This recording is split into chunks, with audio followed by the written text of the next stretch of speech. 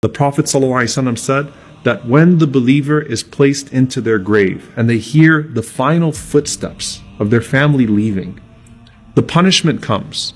And as the punishment comes from above, your prayer stands up and it puts its hand up and says, "Ma qibali madkhal." You will not pass through me. So the prayer guards your head. And then the punishment comes to you from your right side. And the Prophet ﷺ said, your siyam, your fasting rises and stands guard and says, "Ma qibali madkhal." You will not pass through me. And then to his left, his zakah stands and says, "Ma qibali madkhal." You will not pass through me. And then at his feet, his sadaqah and sila, his goodness towards his family and then his community, his voluntary charity, his truthfulness, his honesty, all of those things stand guard at the bottom and say, "Ma qibali madkhal." You will not pass through me. And then it's said to him, "Sit up." And he sits up. The Prophet ﷺ said that the sun is made to appear to him as if it's about to set. Yani it's almost Maghrib. It's about to be Maghrib. So the believer is accustomed to what? You're accustomed to salah. You're accustomed to prayer. And if you wake up at an odd time, sort of disoriented, the first thing you worry about is, did I miss my prayer? So this person says, "Let me pray." And the angels say, "You'll get to that, but first you have to answer our questions. Man Rabbuk? Who is your Lord? Ma Dinuk? What is your religion? Man Nabiyuk? Who is your prophet?" Now the only way you're going to be able to answer who your Lord is if you used to worship Him. And the only way you're going to be able to answer what your religion is if you actually used to practice it. And the only way you're going to be able to answer who your prophet is, sallallahu alaihi wasallam, is if you used to actually follow him. And if you answer right, a voice cries out from the heavens and says, "Sadaqa abdi, my slave has spoken the truth."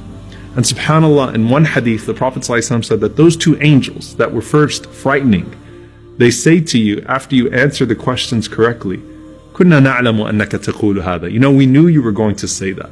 We knew you were going to answer these questions right.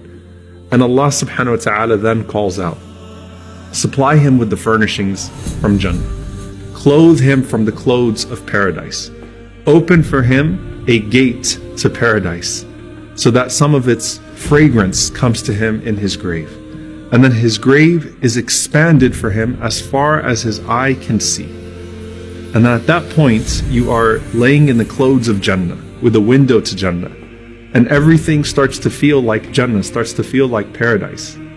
This visitor comes to you, and this visitor has this beautiful face, has these fine clothes, and has this pleasant scent. And he says to you, "Abshir billadhi yasurruk, hadha yawmuka alladhi kunta tu'ad." Glad tidings of that which will bring you happiness. This is your day which you were promised. And so the deceased says, "Man ant? Who are you? فَوَجْهُكَ الْوَجْهِ يَجِيءُ بِالْخَيْرِ." That face of yours is only going to be a face that brings good news. And that person responds to you and says, "Ana amaluka salih." I am your good deeds. Now subhanAllah, imagine what your good deeds look like all in one person. The beauty of that, bi'idhnillahi ta'ala, if you actually used to act upon that guidance from Allah. What does your Quran, your prayer, your fasting, your charity all look like in the form of one person saying to you, "I am your good deeds and I'm here to give you good news." First, your good deeds guarded you from your punishment, right? First, they stood guard all around you. And now, here they are bringing you good news. And from here on out, they're personified and they're going to be your greatest source of benefit and they're going to be your greatest source of good company.